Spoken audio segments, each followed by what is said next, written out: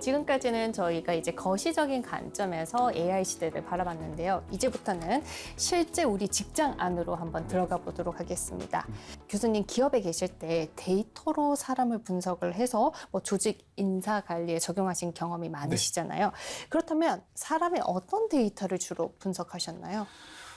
사람이 그 흘러나오는 데이터 흔적들을 다 찾아요. 뭐 예를 들면 로그 데이터도 흔적이고요. 뭐 출퇴근 시간도 볼 수도 있고요. 사실 데이터로 보면 이석 시간 다 찾을 수 있거든요. 그러니까 자리 일어났던 시간도 다 찾을 수 있고요. 사실 모든 데이터는 다 흔적이 있어요. 그렇기 때문에 근데 그걸 다 볼 수는 없기 때문에 주로 하는 게 뭐 예를 들면 입사 때 학점, 외국어 성적 뭐 이런 거부터 성격, 가치, 동기, 인지 능력 이런 것도 있고요. 이분들이 회사에 들어오면 1년 차의 고과, 교육 태도, 교육 성적, 인사 고과 이게 계속 남아요. 그럼 그런 거 가지고 일 잘할 것 같은 사람 맞추기도 하고 퇴직할 것 같은 사람 맞추기도 하고 뭐 여러 가지 뭐 예측 문제에서는 그런 걸 풉니다. 그럼 그러한 예측률이 어느 정도 되나요? 퇴직자는 잘 맞춰요.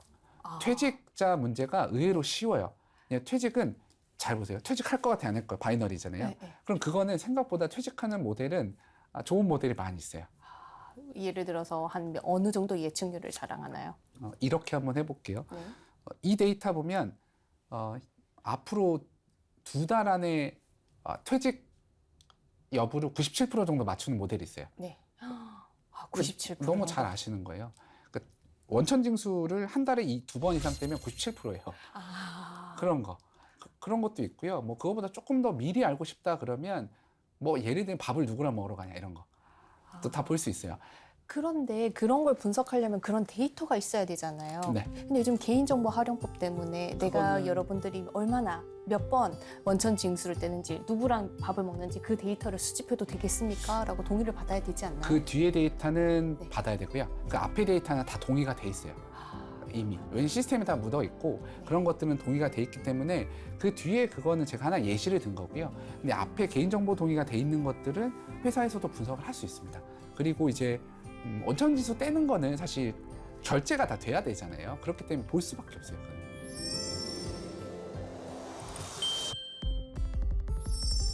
그렇다면 수많은 데이터 분석을 해보셨잖아요, 교수님. 네. 그럼 저희도 왜 데이터 분석하면 처음에 가설과 완전 반대인 결과가 나올 때도 있잖아요. 네.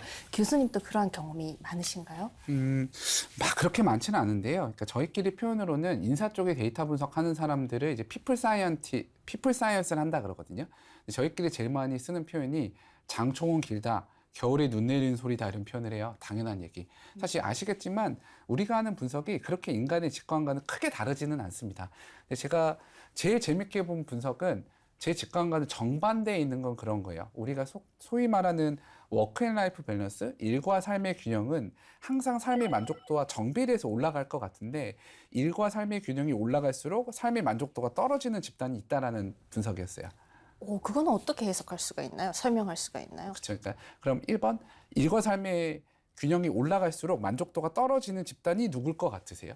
주변에 혹시 그런 분들을 찾으실 수 있나요? 이런 것 같아요. 예를 들어서 성취욕이 강한 사람들이 네. 뭔가 워라밸 하면서 일에 대한 열망이 조금씩 낮아지면 왠지 행복도가 줄어들 것 같아요. 역시 거의 다 맞추셨습니다. 맞나요? 근데 그거 조금 데모그래픽하게 인구통계학적으로 얘기하면 40대, 50대 아빠들이에요. 왜냐면 그 만족한다라는 착각에 이제 마틴 슈레더 책이 있는데 되게 재밌거든요. 그 만족한다는 착각이에요. 그래서 우리가 알고 있는 그 만족과 행복에 대한 걸 데이터로 틀어주거든요. 근데 한국도 비슷한 게 40대, 50대의 직장인들 남성은 워크 앤 라이프 밸런스가 올라갈수록 조직에서 효용성이 떨어진다는 얘기예요. 그럼 삶에서의 만족도는 떨어져요. 그렇기 때문에 오히려 그분들은 워크 앤 라이프 밸런스가 좀 떨어져야 삶에서의 만족감이 올라가요.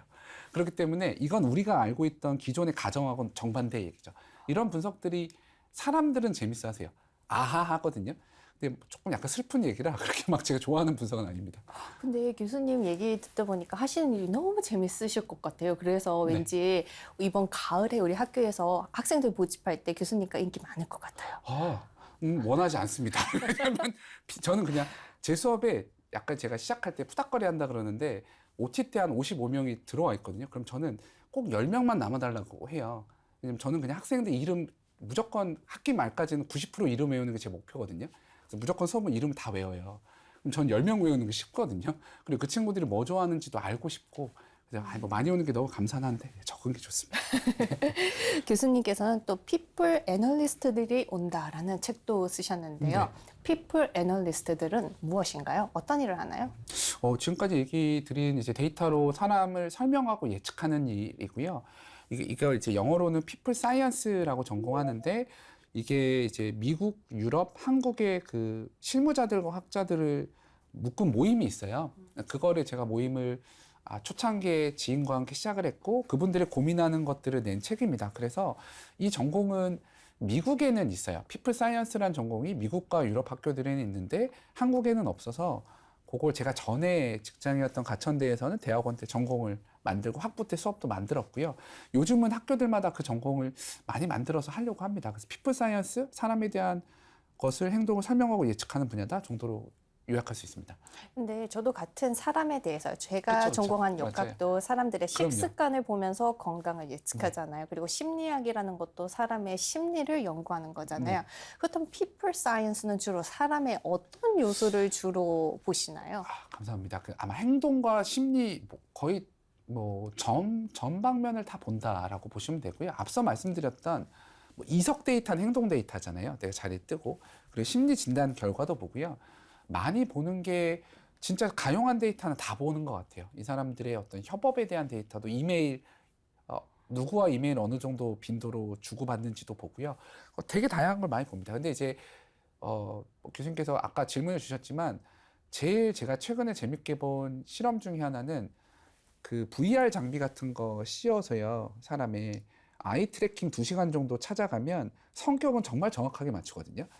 그리고 미래 3년 후에 급여도 어느 정도 맞춰요. 사실 사람은 되게 환원주의적으로 얘기를 하면 굉장히 그 행동들에 많은 게 묻어 나오는 존재다. 그래서 그런 행동 정보들을 다 찾아요. 예를 들면 말이 너무 길지만 보통 우리가 AI 면접 본다 그러잖아요. 그럼 AI 면접 회사 중에 그런 곳이 있어요. 예를 들면 제가 지금 카메라를 보면 지금 여러분들이 제 얼굴을 보면 제 얼굴 표정이 보이잖아요. 제 얼굴 표정에 47개의 바이탈 신호가 있어요. 그럼 47개의 바이탈 신호의 변수, 그러니까 베리에이션으로 미래 성과를 예측할 수 있어요. 그리고 목소리 톤으로도 목소리 피치, 톤 이걸로도 많은 것들을 스트레스 수준하고 그러니까 결국 저희가 보는 데이터는 굉장히 다양해요. 옛날 이제 회사에서는 면접을 보실 때 간상 보시는 분들을 옆에 네네. 딱 모셔놓고 면접을 보셨다 하시잖아요. 네. 이제는 이제 그분들의 역할도 그럼요. 네, 대체돼 보통은 주시네요. 관상 아우라, 살아있는 눈빛, 걸어 들어온 발걸음 이게 중요하다고 보시거든요. 근데 관상 아우라는 글쎄요, 뭐를 잘 맞추냐면 아마 제가 알기로 관상하시는 분들이 조직에 들어오셨던 이유는 적합성을 보려고 하는 거예요. 그러니까 우리가 채용을 할 때 크게 두 가지 목표거든요. 하나는 일 잘할 것 같은 사람 뽑아야 되고 두 번째로 우리 조직에 들어오면 적합할 것 같이를 뽑는데 두 번째는 관상이 정말 잘 맞춰요. 그러니까 제가 어느 막 공조직 가서 강의하잖아요. 그럼 다들 표정이 어두워요. 쟤는 우리랑 안 맞아. 이런 표정을 저를 쳐다보시거든요. 근데 그거는 이제 적합성이죠. 근데 일 잘할 것 같냐라는 건 다른 게 맞습니다.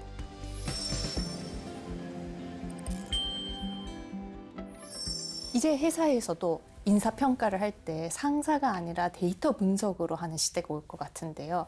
아까 말씀하신 것처럼 뭐 로그 기록 등등등 내 일거수일투족이 다 수집된다라고 하면 직원들 입장에서는 마치 CCTV를 내 전용으로 달아놓은 것 같은 그런 느낌일 것 같아요. 상당히 불편할 것 같은데요. 그 데이터는 분석하지 않아요.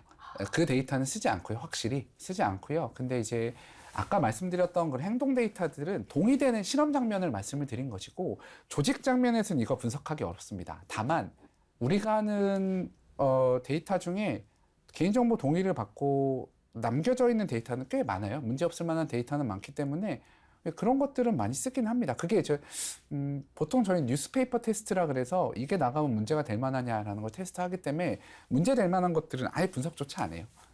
네, 알겠습니다.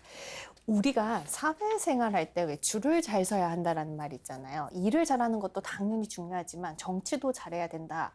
그래야지만 회사에서 성공할 수 있다라고 얘기를 하는데 AI가 인사평가를 하게 된다면 이러한 사내 정치를 배제하고 완전히 객관적으로 인사평가가 진행되지 않을까요?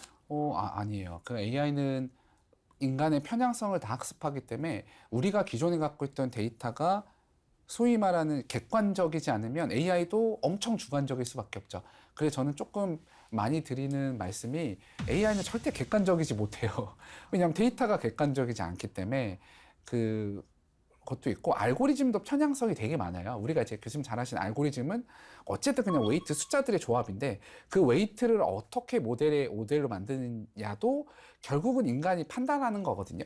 그러면 AI가 객관적이다라는 얘기는 저는 조금 힘든 얘기지 않을까 싶습니다. 다만 우리가 일반적으로 얘기하는 사대 정치에 기반해서 좌지우지 되는 것들은 좀 줄 수는 있겠죠. 그렇기 때문에 뭐 그런 부분들은 어느 정도 객관적인 것 같은 느낌은 받겠지만 객관적일 수는 없다. 이 정도 정리하면 될 것 같아요. 그러면 우리가 사람이 인사평가를 했을 때는 얼마나 착실한가 여러 가지 지표가 있잖아요. 그리고 네. 각 지표에 뭐 30점, 20점 이렇게 점수를 매기잖아요. 그러면 AI가 인사평가를 한다. 그러면 그 사람의 성실성을 볼지 뭘 볼지 그런 지표는 사람이 결정해 주나요? 아니면 AI가 스스로 선택하나요? 너무 좋은 질문이신데 두 가지 다 가능합니다. 보통은 예를 들면 우리가 그런 정말 많은 데이터 중에 성과를 잘 예측하고 싶으면 그냥 AI가 판단하게끔 할 수도 있어요. 예를 들면 성실성, 뭐 이 사람의 뭐 예를 들면 뭐 대표적으로 제가 그런 말씀 많이 드리는데 우리가 이제 데이터 분석하시는 분들이 사람 데이터 분석하러 오면 키, 몸무게 이런 것도 변수로 다 넣어요. 근데 만약에 키 큰 사람이 성과 잘 낸다. 그럼 그다음 우리가 할 수 있는 게 뭐예요? 키 큰 사람 뽑을 건 아니잖아요. 그렇기 때문에 움직이고 변화할 수 있는 데이터부터 모으는 게 사람이 할 일이에요. 그렇잖아요. 그렇지 않고 막 눈에 보인다고 다 데이터가 아니거든요. 키, 몸무게, 뭐 예를 들면 제가 갖고 있는 신체 정보가 성과를 잘 내는데 유의미하다 그러면 그거는 약간 차별 요소에도 걸리거든요. 그렇잖아요. 그렇기 때문에 일단 움직일 수 있는 변수들과 변화 가능한 변수들로 모으는 게 인간의 역할. 그 다음에는 알고리즘한테 예측력이 가장 좋은 걸 네가 선택해봐. 그러면 이제 요즘은 많이 쓰는 오토ML이라고 해서 자동으로 이제 머신러닝 하는 애들이 골라주기도 합니다. 그러면 같이 하는 거죠, 결국은. 그렇다면 만약 일론 머스크를 우리가 AI를 통해서 인사평가한다. 어떻게 결과가 나올까요? 조직마다 다르겠죠. 근데 이제 만약에 스타트업 씬이다, 그럼 무조건 잘 나올 거예요. 근데 조직인으로 들어온다? 그러면은 뭐 일주일만 잘라야죠. 왜냐면 안 맞는 사람이에요. 조직인은 아니에요. 그 사람은 기업까지 조직인은 아니에요. 근데 인사평가라는 건 조직인한테 하는 거지 창업가한테 하는 게 아니기 때문에 조직인으로서는 인사평가는 거의 제가 100% 확신을 일주일 안에 나가야 돼요. 근데 우리가 회사 생활을 하다 보면 왜 성과도 중요하지만 내가 같이 일하고 싶은 사람인가 아닌가도 되게 좋잖아요. 성과는 좋은데 인성이 너무 아닌 사람도 있는데 이런 인성적인 부분, 사람 됨됨이도 데이터가 판단할 수 있나요? 맞습니다. 그 됨됨이라는 표현이 좀 다르게 하겠지만 보통 사람의 성격과 가치관으로 얘기를 하거든요. 근데 사람의 성격에는 교수님도 그렇고 저도 그렇고 밝은 면도 있고 어두운 면도 있어요. 그럼 이제 같이 일하기 안 좋은 사람은 성격이 어두운 면이 너무 과대한 사람들이에요. 예를 들면 제일 우리가 이쪽 장면에서 얘기 많이 하는 악의 3대장이라고 부르거든요. 나르시즘, 마키아벨리즘, 사이코패시즘 세 가지 얘기예요. 그럼 이 세 가지가 너무 높은 사람들은 같이 일하기 어려워요. 그래서 이런 사람들 채용 때 거릅니다. 왜냐면 이런 사람 조직에 넣으면 다 망가뜨려요. 예를 들면 특히 뭐 나르시스트 분들은 내가 너무 좋잖아요. 항상 제가 주어예요. 모든 일에. 그리고 이제 뭐 마키아벨리지 성향이 높은 사람들은 무조건 다른 사람이 도구예요. 제가 목표를 달성해야 되는 게 다 수단이에요. 그 사이코패시즘 아시는 대로 옆에 있는 사람이 힘들지 안 힘들지 전혀 몰라요. 근데 문제가 이 사람들 뽑으면 괜찮은데 뽑고 조직에서 올라갈수록 문제죠. 이 사람들 리더면 어떻게 되겠어요? 그러므로 됨됨이를 측정할 수 있는 요소들은 많지만 보통은 성격의 어두운 면을 측정해서 걸러내려고 합니다. 이 회사 내에서도 여러 직책이 있잖아요. 근데 AI 등장과 함께 가장 위협을 받는 직책이 팀장급, 중간 관리자급이라고 해요. 위에서는 실적으로 압박하지, 밑에서는 MZ세대들이 이거 왜 해야 되죠? 이러죠. 이렇다고 하던데 이거에 대해서 어떻게 보시나요? 이거는 진짜 글로벌하게 일어나고 있는 현상이에요. 좀 불편한 얘기이기도 한데요. 이건 이미 작년에부터 한국에도 굉장히 공공연히 일어나는 현상이고요. 이걸 저희가 몇 가지로 표현할 수 있는데 글로벌리 뭐라고 표현하고 있냐면 더 그레이트 플래터닝이라고 표현합니다. 대압착의 시대라고 표현을 해서 말 그대로 플랫 조직이 평평해진다. 중간 관리자가 사라지고 있는 현상입니다. 그렇기 때문에 사실 중간 관리자들이 비율이 많이 줄어들고 있는 건 사실이에요. 데이터로도 다 드러나고 있고요.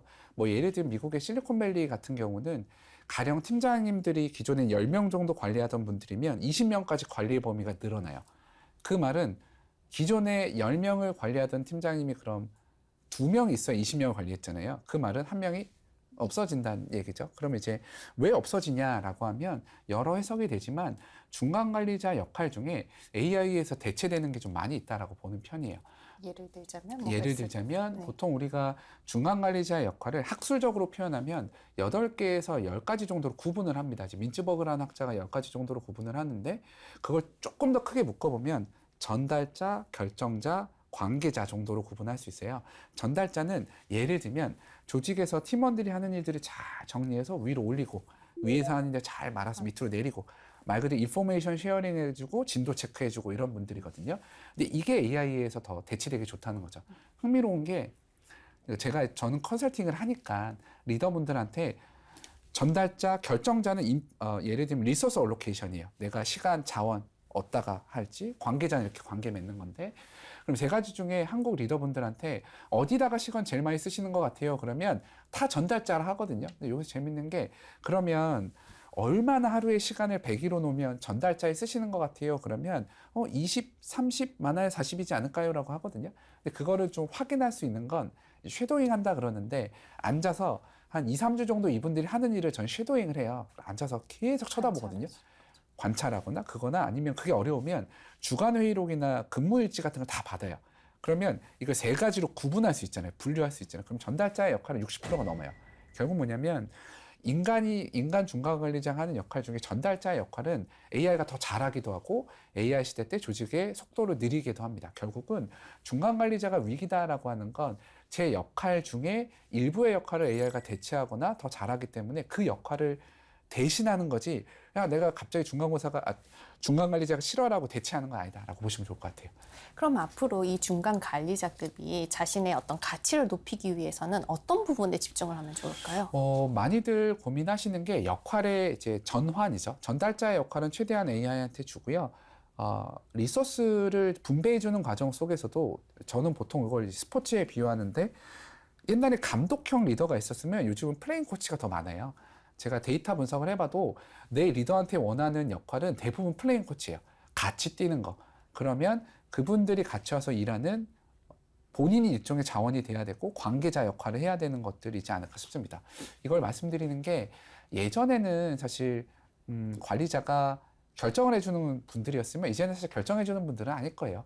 대부분 환경을 설계해주는 분들의 역할로 전환을 해야만 외람되지만 좀 살아남을 수 있지 않을까 싶긴 합니다.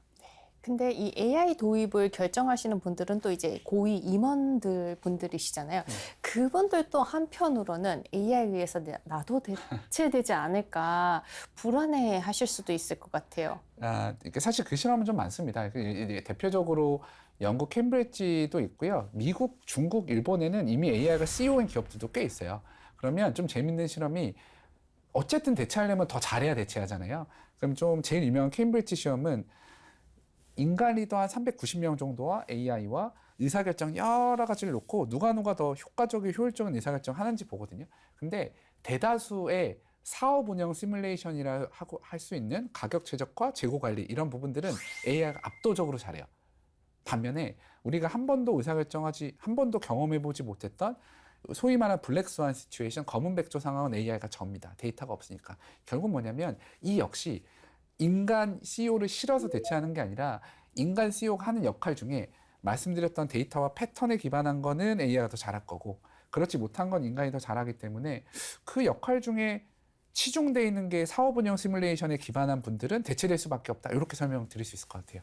그렇다면 요약을 하자면 AI 같은 경우는 주어진 데이터 안에서만 잘할 수 있지 그 범위를 넘어서는 부분에서는 깡통이랑 마찬가지다. 이렇게 요약할 수도 있을까요? 깡통까지는 아니더라도 효과가 좀 떨어지죠. 이거를 조금 이렇게 설명해 보면 어떨까 싶네요. 예를 들면 우리가 한국말로는 창의성이라는 거를 교수님 훨씬 더 저보다 잘하시지만 보통 영어로 번역하면 크리에이티비티랑 오리지널리티 2가지로 번역을 할 수 있잖아요. 그럼 AI가 잘하는 건 크리에이티비티예요.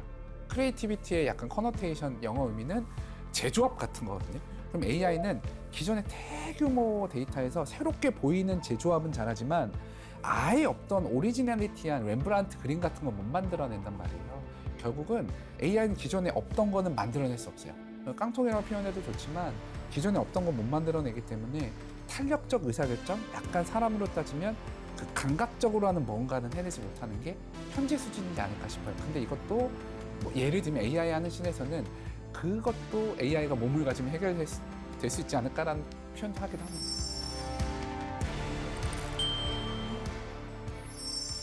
알겠습니다. 그렇다면 우리나라 기업들 중에서도 이미 AI를 도입한 기업들이 많을 거 아니에요. 네. 대표적인 성공 사례가 있나요? 뭐 케이스는 상당히 많은데요. 제일 대표적으로 그러니까 큰 표현에서 AI를 적용해서 가장 널리 알려져 있는 곳은 포스코죠. 철강하는 포스코 같은 경우는 소위 말하는 철강을 좀 더 철강을 만들어내는 그 여정과 과정과 안전과 관련된 것들을 대부분 AI로 훨씬 더 효율을 높였습니다. 그렇기 때문에 포스코 같은 경우는 글로벌하게도 되게 유명한 케이스이고요. 지금 우리가 얘기하는 에이전틱한 AI, AI가 내 동료처럼 일할 수 있는 에이전틱한 AI는 성공한 사례는 없지만 요즘 기업들마다 에이전트로만 구성되어 있는 팀을 따로 만들기도 하고요. 해외 법인을 만들기도 해요. 그래서 에이전트들로만 해외에서 마케팅하고 홍보하고 재무제표 관리해주고 법적 책임은 인간만 지는 겁니다. 그래서 그런 사례들은 제법 많이 나오고 있어요. 그렇다면 반대로 AI를 도입했음에도 불구하고 실패한 사례가 있다면 무엇 때문에 어떠한 공통적인 단점이 있었을까요? 사실은 AI가 조직에 도입해서 성공했다라고 얘기하는 기업을 이렇게 표현할 수 있어요. 맥킨지 최근의 데이터를 보면 성공했다, 성과를 냈다는 기업은 6%밖에 안 돼요. 그럼 나머지는 하나마나 혹은 실패했다라고 표현할 수도 있거든요. 그럼 그 이유는 결국 사람이에요. 사실은 일의 방식은 제가 좀 많이 쓰는 표현은 우리는 2026년도의 기술로 2016년도에 일을 한다고 표현하거든요. 기술은 다 요즘 거 갖고 오는데 우리 일하는 방식 아무것도 안 바뀌었어요. 예를 들면 제가 교수법에 챗GPT를 쓴다? 효과 아무것도 없을걸요? 왜냐면 챗GPT를 쓰는 게 문제는 아니에요.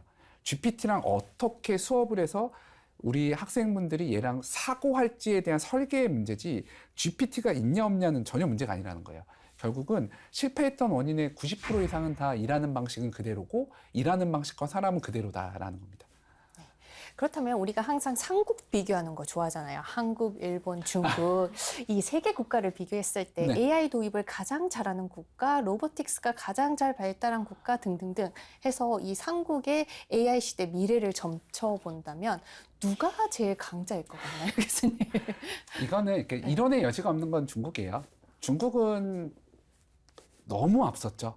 비교가 아예 안 되죠. 지금은 중국과 한국은 비교할 수가 없는 수준이죠. 저는 이제 중국에도 강의를 가거든요. 왜 가냐면 이제 한국 기업 중에 중국에 이제 본사가 있거나 헤드쿼터가 있거나 주재원 있는 분들은 강의를 하러 가요. 갈 때마다 느끼는 게 약간 한숨밖에 안 쉬어져요. 진짜 보고 느끼면 표현이 그렇지만 지금은 이미 게임이 안 됩니다. 사실 한국하고 중국을 비교하는 거는 표현이 좀 그렇지만 좀 어른하고 애랑 비교하는 거 이상의 차이가 나죠. 그래서 그거는 아닌 것 같고요. 일본도 우리가 생각할 때는 막 이제 언론에서 많이 얘기하시는 건 무슨 여전히 도장을 쓴다 이런 거지만 제가 보고 있는 건 기술의 도입 속도가 상당히 빨라요. 실제로 인사 쪽에서는 이걸 HR 테크라고 하는데 인사 분야에서의 기술 도입하는 기업 중에 유니콘, 그러니까 기업의 가치가 1조 원이 넘은 곳은 일본밖에 없어요. 그럼 사실은 일본도 꽤 많이 올라와 있습니다. 결국은 굳이 순서를 비교하면 중국은 너무 멀리 가 계시고 일본하고 한국은 그 밑에 좀 따라가는 중이지 않을까 싶고 저 개인적인 희망은 그래도 일본보다는 그러니까 우리가 얘기하는 파운데이션 LLM 모델은 한국이 더 나은 것 같고요. 다만 인프라와 준비도를 평균 내서 보면 그래도 한국이 좀 근소하게 앞서 있지 않을까 싶긴 합니다. 근데 한편으로는 이해가 안 가는 게 중국 같은 경우는 인구가 워낙 많잖아요. 네. 인건비가 크게 비싸지도 않은데 왜 휴머노이드 발전에 그렇게 공을 들였을까요? 일단 정부 주도가 엄청 세요. 정부가 이제 예를 들면 최근에 중국에서 제일 공을 들이는 분야가 실버거든요. 시진핑 정부가 제일 많이 하는 게 실버 테크예요. 그 에이징 테크. 안 늙고 싶은 거. 사람이 안 늙고 싶은데 돈 얼마나 쓰실 것 같아요? 보유한 사람들은 많이 쓸 그쵸, 것 같아요. 무제한이에요. 네. 옛날에 진시황 때부터 불로초에 대한 그래서 전 세계에서 안티에이징 기술은 중국이 제일 발전했거든요. 그런 것처럼 뭔가 국가적이고 사회적인 전략과 맞물려서 로보틱스는 인건비는 아니고요. 국가 발전 방향하고 또 연계돼 있기 때문에 훨씬 더 조금 표현이 좀 그렇지만 저는 조금 비교 안 된다고 보는 입장이에요. 지금 기업들도 이미 인정을 했기 때문에 그건 좀 차이가 많이 납니다.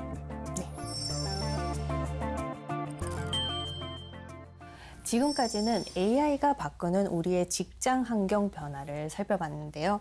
이번에는 우리 각자에게 가장 중요한 질문입니다. 우리는 AI 시대에 어떻게 살아남을까? 여러분도 너무 궁금하시죠? 저도 궁금합니다. 그래서 바로 교수님께 질문하도록 하겠습니다. 자, 교수님, 이 AI 시대에 우리는 살아남기 위해서 어떠한 생존 전략을 가져야 할까요? 기술적으로는 단기적으로는 제가 저희 학생분들께 무조건 AI랑 협업하라는 기술적인 걸 말씀드려요. 그래서 에이전트 만들어서 예를 들면 최근에 미국 기업들이 면접 볼 때 이렇게 질문을 하거든요. 1번, 당신은 어떤 에이전트를 개발해 봤나요? 2번, 당신은 어떤 에이전트를 보유하고 있나요? 2번은 에이전트 포트폴리오라고 부르거든요. 그래서 그것들을 저는 저희 학생분들께 준비하려고 노력을 해줍니다. 단기적이에요. 근데 중기적으로는 스스로 일을 어떻게 정의하는지가 중요한 것 같아요. 저는 개인적으로는 여전히 스스로 1인 기업이라고 생각하거든요. 저는 교수님도 그러시겠지만 제 브랜드와 제 전문성으로 저는 회사와 계약을 해서 사는 사람이라고 생각을 해요. 언제든지 계약은 파기될 수도 있고 연장될 수도 있는 겁니다. 그러면 앞으로 AI 시대 때 직업도 바뀌고 직장이 계속 평생 직장이 아까 말씀을 하셨으니까 없다라고 하면 스스로 마인드를 1인 기업이라고 먹는 게 제일 중요한 것 같아요. 그렇지 않으면 의존하게 돼요. 조직에 의존하게 되고 사람에 의존하게 되면 자꾸 경쟁력이 잃는 것 같아요. 그래서 단기적으로는 AI랑 일해서 성과를 만들어내는 여러 경우의 수와 사례를 만드는 거, 동시에 중기적으로는 언제든지 나는 일과 직업을 바꿀 수 있다라는 그 1인 기업이라는 마인드를 갖는 게 제일 중요하지 않을까 싶습니다. 네, 갑자기 제 스스로가 1인 기업이라는 생각을 하니까 갑자기 긴장감이 바짝 생기기도 하는데요. 그런데 살아남으려고 애쓰는 사람들과는 정반대로 오히려 조용한 퇴직 현상도 일어나고 있다고 해요. 이거는 왜인가요? 여러 이유가 있는데요. 너무 불안하니까 그래요. 반대급부로 너무 불안하면 사람들이 바람이 막 불 때는 일어나지 않아요. 납작 엎드리죠. 지금처럼 AI가 막 광풍이 일 때는 튀지 않으려 그래요. 이거를 일본식 표현을 사내 실업자라 그러거든요. 조직에 있지만 실업자처럼 구는 거예요. 그 조용한 퇴직이 있는 게 물론 여러 심리학적 용어로 쓸 수 있겠지만 제가 느꼈을 땐 불안해서 그래요. 튀지 않으려 그러고 받은 만큼만 하자. 그게 이제 심리적 계약에 따라서 나오고 있는 반응이지 않을까 싶습니다. 일종의 가만히 있으면 중간이라도 간다라고 하는 그 심리가 반영된 거라고 볼 수 있겠네요. 지금은 변화가 너무 빠르기 때문에 아마 개인들은 바꾸려고 하지 않을 거예요. 그 나쁜 의도가 아닙니다. 왜냐하면 외부 환경이 불확실하면 좋은 대응 전략은 움츠리는 거예요. 그리고 딱 주어진 대로만 하는 겁니다. 근데 이제 그게 얼마나 갈지는 잘 모르겠어요. 왜냐하면 결국은 이 바람이 그럼 계속되면 계속 웅크리고 있을 거냐라는 문제가 되잖아요. 그 대응은 또 개인마다 다르지 않을까 싶긴 합니다. 만약 AI가 인사평가를 한다고 했을 때 이렇게 웅크리고 있는 조용한 퇴직자들은 가장 먼저 대체되지 않을까요? 어떻게 보시나요? 어려운 문제 같아요. 왜냐하면 1번은 대체하기 전에 먼저 시그널을 드리죠. 그렇게 하면은 대체될 수 있다. 그거 먼저 하고요. 그리고 나서 지속적으로 성과를 못 낸다라든지 혹은 조직에 좀 악영향을 주는 태도를 보이면 그럴 때는 이제 한 번의 기회를 또 드리죠. 다른 일로 전환을 해보실래요? 그래서 한국 조직은 그래도 여전히 굉장히 많은 기회들과 저희 리스킬링 직무 전환이라고 하는데 그런 노력들을 많이 하고 있기도 합니다. 근데 확률이 높다라는 거는 해석이 여러 가지인 것 같아요. 그분들이 불안해할 수도 있고 혹은 어떤 분들은 일이 안 맞아서 그런 분들도 있어요. 그리고 어떤 분들은 개인적 사정이 있을 수도 있거든요. 예를 들면 집에 일이 있을 수도 있고 개인적인 사정이 있을 수도 있기 때문에 여러 텀과 넛지는 드리는 편입니다. 그렇다면 이제 마지막으로 다가가고 있는데요. AI 시대 교수님만의 생존 전략은 무엇인가요? 네. 저는 저 스스로 경험의 덫이라는 걸 되게 주의하는 편이에요. 경험의 덫. 네, 보통 많이 얘기하는 게 저희 인사 쪽에서는 X축에는 경험, Y축에 성과를 놓고 경험과 성과의 모델링을 많이 하는 편이거든요. 그러면 보통 교수님들은 성과와 경험의 관계가 비례할 거라고 가정하고 살잖아요. 왜냐하면 우리는 경력이 쌓이면 급여가 올라가는 구조고 그리고 승진이 웬만하면 이제 되고 테뉴어라는 걸 받으니까 그 테뉴어의 기본 전제는 경험이 쌓일수록 성과가 올라간다는 거거든요. 이 직업에 가장 잘 들어맞는 직업은 의사들이에요. 프랙티스가 쌓이면 올라가니까. 근데 진짜 그럴까? 라는 생각을 많이 해요. 제가 진짜 경험을 쌓으면 성과가 올라갈까? 왜 이 말씀을 드리냐면 그래서 저는 기존의 경험을 자꾸 부정하려고 노력해요. 스스로. 제가 배웠던 거 알고 있는 게 맞나라는 그게 저는 생존 전략인 것 같아요. 기존의 것들을 계속 언러닝 하려고 하는 어떤 습관, 태도, 호기심을 유지하려는 게 제 거의 뭐 잘하는 건 없지만 유일하게 유지하려고 하는 제 태도입니다. 방금 언러닝이라는 단어를 활용하셨잖아요. 이게 요즘에 유튜브에서도 다 자주 나오는 키워드인 것 같은데 그래요? 우리 시청자분들께 이 언러닝에 대해서 조금 더 설명해 주시면 어떨까요? 언러닝은 기존의 경험들을 좀 버리는 것 같아요. 저는 보통 이런 표현 많이 쓰는데 임원분들이나 리더분들 중에 언어 습관 중에 원래 그런 거야 라고 표현하는 분들은 저는 개인적으로 성과를 못 만드는 분이라고 생각해요. 결국 원래 그런 거야가 아니라 원래 그런 건 없어 라고 생각하고 기존의 것들을 한 번씩 뒤집어 보서 생각하는 거 이게 언러닝이지 않을까 싶습니다. 그게 어찌 보면 경험의 덫에 안 빠질 수 있는 가장 유일한 방법이지 않을까 싶습니다. 네. 우리가 뭔가를 새롭게 배우는 것이 러닝이라면 우리가 기존에 알고 있던 것을 가감히 내려놓는 게 언러닝이라고 할 수 있잖아요. 네. 이제 언러닝이라는 개념을 새롭게 배우신 시청자분들이 일상에서 이 언러닝을 실천할 수 있는 가장 첫 출발점은 뭘까요? 저는 약간 습관이 뭐냐면요. 뭐 어떤 논문을 쓸 때든 이런 대담을 할 때 첫 번째 떠오르는 거 좀 버리려고 노력해요. 제 머릿속에 예를 들면 영어도 할 때 막 예를 들면 한국어로 영어 번역할 때 첫 번째 뜨는 단어보다는 그 다음 단어들을 고르려고 노력해요. 그런 것처럼 제가 어떤 선택을 할 때도 먼저 번뜩 떠오르는 건 제 머릿속에 인지적 지름길로 가는 거거든요. 휴리스틱. 그러니까 제 머릿속에 생각들이 많이 왔다 갔다 했던 길의 정답이기 때문에 언러닝을 시작할 때 저는 첫 번째 뜨는 아이디어는 버리려고 노력하는 편이에요. 그래서 이게 아니라 그 다음 게 있지 않을까라고 노력해야 제 생각도 좀 다른 각도에서 보게 되고 이런 자료도 찾아보고 그런 습관을 좀 가지려고 노력 많이 합니다. 오늘 저녁 뭐 드시고 싶으세요? 점심을 순댓국을 먹었으니까 또 순댓국? 그러면 언러닝에 가면 순댓국 바로 떠오르는 순댓국을 말고 네. 배제하고 다른 것을 먹으면 된다. 근데 이것도 뭐- 언러닝을 실천하는 걸까요? 그런데 또 순댓국을 또 먹으면 좋지 않을까 뭐 이런 메뉴로는 생각 안 해봤는데 뭐 네, 그렇습니다. 자, 지금 우리 시청자분들 중에서 AI 시대 때문에 불안을 느끼시는 분들이 많으실 거예요. 이런 분들께 따뜻한 조언 한마디 부탁드릴게요. 저는 20, 30년 후면 짧게는 뭐 10년, 20년 후면 저희가 생각하는 직업 세계는 많이 바뀌어 있을 것 같아요. 정말로. 저는 진짜 그렇게 믿거든요.